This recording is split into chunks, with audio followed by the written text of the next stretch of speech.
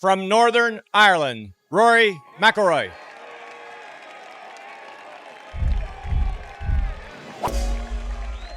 I always thought I was special. To turn a pro and to win all the majors. And would you like to win them all in 1 year? Yeah. I think this kid's going to have a great career. I don't think there's any question about it. The new ruler of the game of golf is Rory McIlroy. In a 4-year period, you've compressed the kind of mercurial success and catastrophic failure and everything in between. He hasn't won a major since 2014. It's been a significant drought considering how good of a player he has been. At some point in his career, a player as talented as he is will knock this door down and complete the career Grand Slam. I've had chances, I just haven't put it all together. You know, I think people can see themselves in the struggle at times. Was it worth the wait? Most definitely it was worth the wait. Like most child prodigies, Rory McIlroy's gifts were apparent from birth. Growing up along the coast of Northern Ireland, golf was in Rory's blood. His father was a scratch golfer in his prime and handed Rory his first plastic golf club before he could even walk. By the age of 2, Rory was driving the ball 40 yards. By 9, he made his first hole-in-one. By 16, he was leaving school to pursue his dream of playing professional golf. And by 17, Rory was the #1 ranked amateur golfer in the world. When did you know that you were going to be good enough to turn pro? I always thought I was going to be the best player in the world. My mum worked night shifts at a local factory. My dad at one stage was taking on 3 jobs during the day. They saw some potential in me as a golfer. Ever since I was about 2, he sort of brought me up to the golf club, and he was the one that got me into it. It's something I really appreciate, and it's something that I definitely don't take for granted. How does it feel to be Ulster's teenage golf sensation? This is the guy that's going to be the next superstar. This is our young prodigy, Alex, Rory McIlroy. A year later, Rory had earned his spot on the European Tour. And his rise wouldn't stop there. By the next year, a 19-year-old Rory would already have secured his first European Tour win. And it would come with a 1-stroke victory over Justin Rose at the Dubai Desert Classic. Suddenly, a young Rory McIlroy was ranked 16th in the official world golf rankings. And by the end of 2009, he had announced his intentions to play professionally in the United States on the PGA Tour. And predictably, it wouldn't take long for Rory to make his presence known in America. In dominant fashion, he shot a course record 62 at Quail Hollow to defeat Phil Mickelson on his way to his first ever PGA Tour win. That win would put the golf world on notice. This kid not only had the potential to win on tour, but to absolutely bury the competition. And from a young age, the confidence to shoot these extremely low numbers was instilled in Rory by his father in a slightly unconventional way. Jerry devised a plan. Play the first few holes of Hollywood Golf Club, and the first 3 holes are 3 par 4s, and my dad would make them par 6s or 7s for me. And I mean, how much confidence does that give a kid when he's out playing? I've never been afraid to go low, and I think sometimes guys get to a certain number on the golf course. You see a lot of guys just sort of hit the brakes. Because my dad did that, I've shot low scores from a young age, and it's because at 4, 5, 6 years of age, my dad was telling me, oh, you shot 7 under that 9 holes. And heading into 2011, Rory was primed and ready to turn things up a notch. Because winning tour events is one thing, but to really cement your name amongst the best in the sport, you have to win a major. And his first chance of the year would be in the Masters tournament at Augusta National. And from the first tee on Thursday, Rory came out firing, posting a bogey-free 65, making him the youngest golfer ever to lead the field after the first round of the Masters. And after shooting 5 under over the next 2 rounds, Rory had a 4-stroke lead heading into Sunday. But that was when things began to fall apart. Round 1 in the books. Rory McIlroy was the early story. Great round, bogey-free, didn't drop a single shot. Everybody got him aside and said, hey, you shot 63 last year to lead at St. Andrews and then shot 80. Could that happen again? He said, absolutely not. Oh, no. And now Rory, look out. Have you ever seen anyone anywhere close to this on 10? Never. Back to 10. And the third. Easy. Better be careful. He's left going again. Left again. My goodness, he's on this one. That could be get up and over this little tree, and that hit it. Well, this is really going to be part of the whole learning process of maybe saving this for another year. And he falls from 1st to 7th. Well, Rory McIlroy joins a long and illustrious list of top sportsmen who seem to implode when the eyes of the world are upon them. I don't know, Nick. You've seen some of the great ones have to go through a roughing up like this, and they have responded. They have come back to be great champions. How will Rory respond? You know, I was determined to go out and show them that wasn't me. And prove to myself as well that I wasn't this person that they were making me out to be, a choker or a, you know, can't handle the pressure. And I won't let that define how I play, you know, for the rest of my career.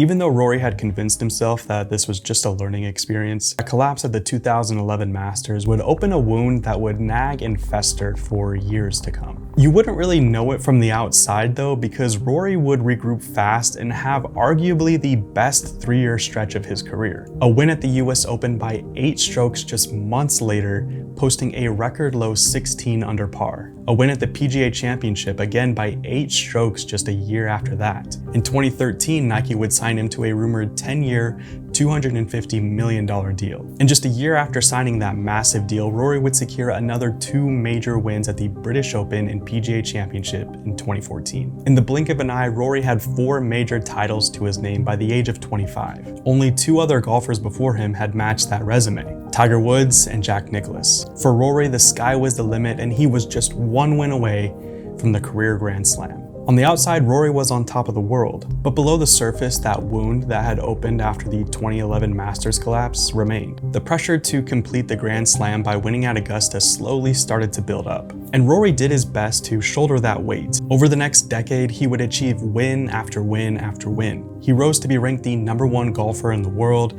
claiming multiple FedEx Cup titles and securing countless lucrative brand endorsements. But as Augusta came around each April, the question returned, and even louder every year: when will he complete the Grand Slam?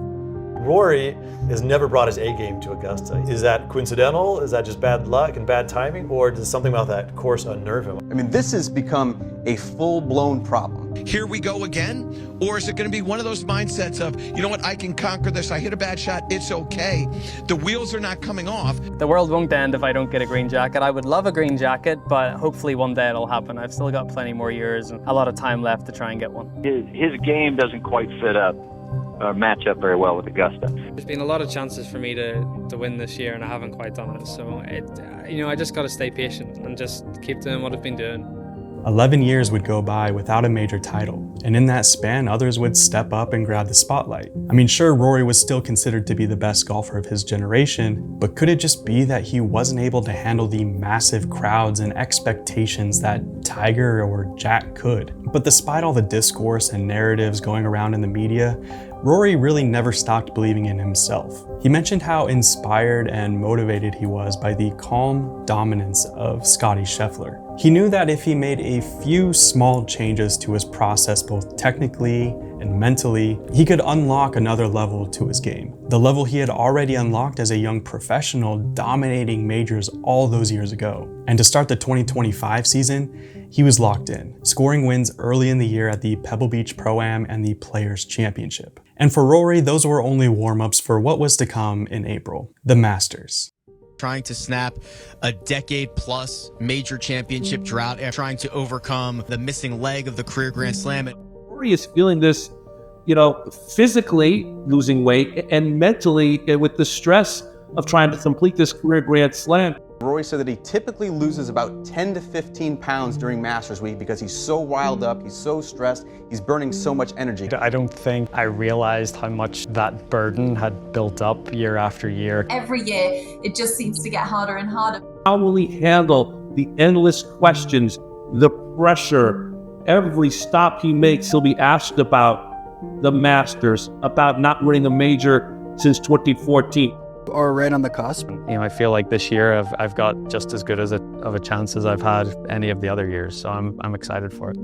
Going into the first round of the 2025 Masters, Rory got out to a great start, 3 under through the first 9 holes. But after 2 double bogeys in the final 4 holes, what could have been a round that saw him tied for second in the field, now left him tied for 28th. With the narratives already starting to form again, Rory completely skipped talking to the media and went straight back to his hotel. He had lost an early opportunity for sure, but he was far from out of contention. But he had work to do. And to start day 2, Rory went to work. A bogey-free 66 shot him up the leaderboard and put him square in contention heading into the weekend. And Rory would follow up a stellar second round with an identical 66 on Saturday to give him a 2-stroke lead heading into Sunday. Suddenly, his white whale was again on the horizon and within reach. But again, this wasn't unfamiliar territory. He'd been in the lead on Sunday at Augusta plenty of times, and every time he came up short. Everyone knew that it would require everything he had to finish the job. On Sunday afternoon, he would be in the final pairing with Bryson DeChambeau, the same guy he had lost to in dramatic fashion just the year before at the US Open. But Rory knew that his only competition on Sunday would be internal. The only golfer that was going to beat him in the final round was himself. It's not lost on you or any of us who you'll be playing with tomorrow. Bryson DeChambeau, the last time you two met, it was at the US Open. It did not go your way. And what will it take to get it done? Big thing is not to make it a rematch. It's like sort of surround myself in my own little cocoon and just get into my own little bubble and yeah, just stay in my own little world. This is a perfect storm of Rory McIlroy having to face all of his demons over the course of 5.5 hours on Sunday at Augusta National. I think I still have to remind myself that there's a long way to go. I, just as much as anyone else, know what can happen on the final day here. No matter what situation or scenario I find myself in tomorrow, I'll be able to handle it.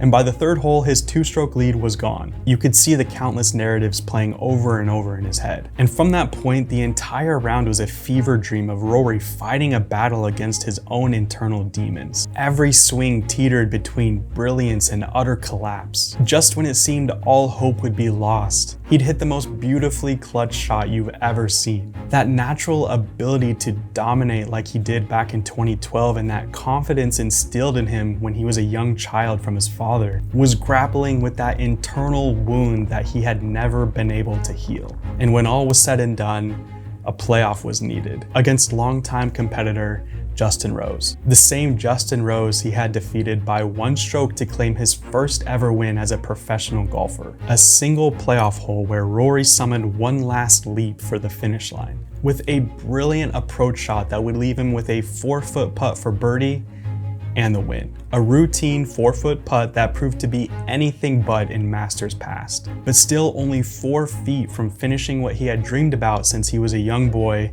back in Northern Ireland. 4 feet from inking his name amongst the best to ever do it. And he made it. Decades of weight finally lifted from his shoulders. The wound that opened and festered since 2011 finally healed. The job was done. That release valve, it was just pure relief. A culmination of emotion over the past decade plus that I probably kept in. I don't think I ever envisioned the heights that I would get to.